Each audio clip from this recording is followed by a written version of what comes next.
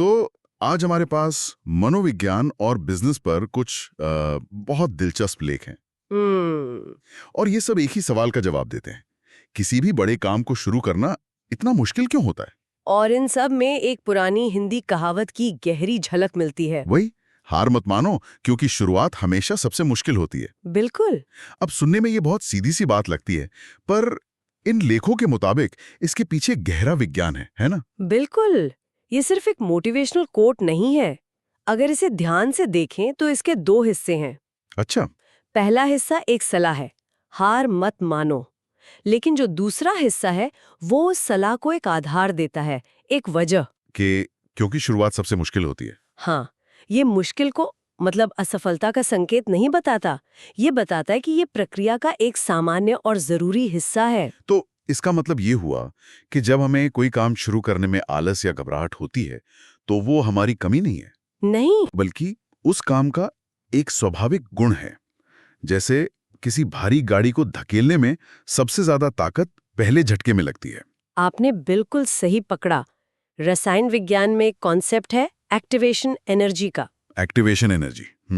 यानी किसी भी रासायनिक प्रतिक्रिया को शुरू करने के लिए लगने वाली न्यूनतम ऊर्जा। हमारे कामों के साथ भी ठीक यही होता है। मतलब एक नई आदत, एक नया प्रोजेक्ट या जिम जाने का पहला दिन। हाँ, इन सब के लिए सबसे ज्यादा मानसिक ऊर्जा लगती है, वही एक्टिवेशन एनर्जी। एक बार जब गाड़ी चल पड़ती है तो फिर गति बनाए रखना आसान हो जाता है। लेकिन क्या ये हमेशा सच होता है? क्योंकि मैंने कई प्रोजेक्ट शुरू किए हैं जहां शुरुआत में तो बहुत जोश था, पर असली मुश्किल बीच में आई। ये एक बहुत जरूरी सवाल है। जब वो शुरुआती उत्साह खत्म हो गया और नतीजे दिखने बंद हो गए। और यहीं पर इस कहावत की एक सीमा को समझना होगा। ये कहावत हमें दृढ़ता सिखाती है, हठ नहीं। अच्छा, दृढ़ता और हठ में फर्क है? बहुत बड़ा। कभी कभी शुरुआती मुश्किलें ये भी संकेत देती हैं कि हमारी रणनीति या तरीका गलत है। तो सवाल सिर्फ हार न मानने का नहीं है। नहीं, बल्कि शुरुआती मुश्किलों से सीखने और बदलने का भी है। अगर आप दीवार में सिर मार रहे हैं तो शायद आपको दरवाजा ढूंढने की जरूरत है। ये दिलचस्प है। तो ये कहावत एक तरह का मानसिक मॉडल है। ये हमें बताती है कि मुश्किल आएगी, उसे स्वीकार करो, पर साथ ही ये भी देखो कि वो मुश्किल क्या सिखा रही है। बिल्कुल। इसका कोई ठोस उदाहरण है जहां ये शुरुआती मुश्किल वाला सिद्धांत साफ दिखता हो? अरे अनगिनत हैं।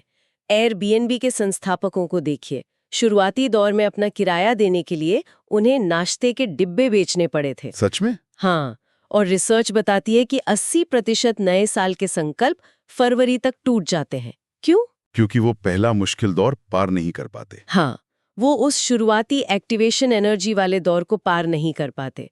वो उस संघर्ष को अपनी नाकामी मान लेते हैं, जबकि वो तो बस खेल का नियम है। तो यहाँ पर सबसे बड़ा सबक जो है वो नजरिए को बदलना है। शुरुआती चुनौती को एक दीवार समझने के बजाय उसे एक एंट्री फी की तरह देखना चाहिए। क्या बात है, एंट्री फी! हाँ, अगर आप ये शुल्क चुका रहे हैं, इसका मतलब है कि आप खेल में शामिल हो चुके हैं। एकदम सही कहा। और ये हमें खुद के प्रति थोड़ी नरमी बरतने की भी याद दिलाता है। अगर आज कोई काम शुरू नहीं हो पा रहा है तो इसका मतलब ये नहीं कि आप आलसी हैं।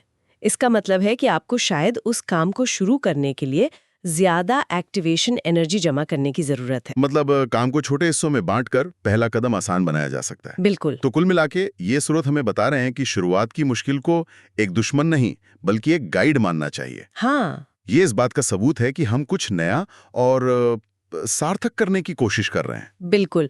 और इसी सोच के साथ एक सवाल श्रोताओं के लिए छोड़ते हैं। जरूर। अगर किसी भी बड़े काम की शुरुआत सबसे मुश्किल होती है तो क्या हर दिन की सुबह भी अपने आप में एक छोटी मुश्किल शुरुआत है? सोचने वाली बात है। और उस शुरुआती 1 घंटे की मुश्किल को जीतने का नजरिया हमारे पूरे दिन को कैसे बदल सकता है?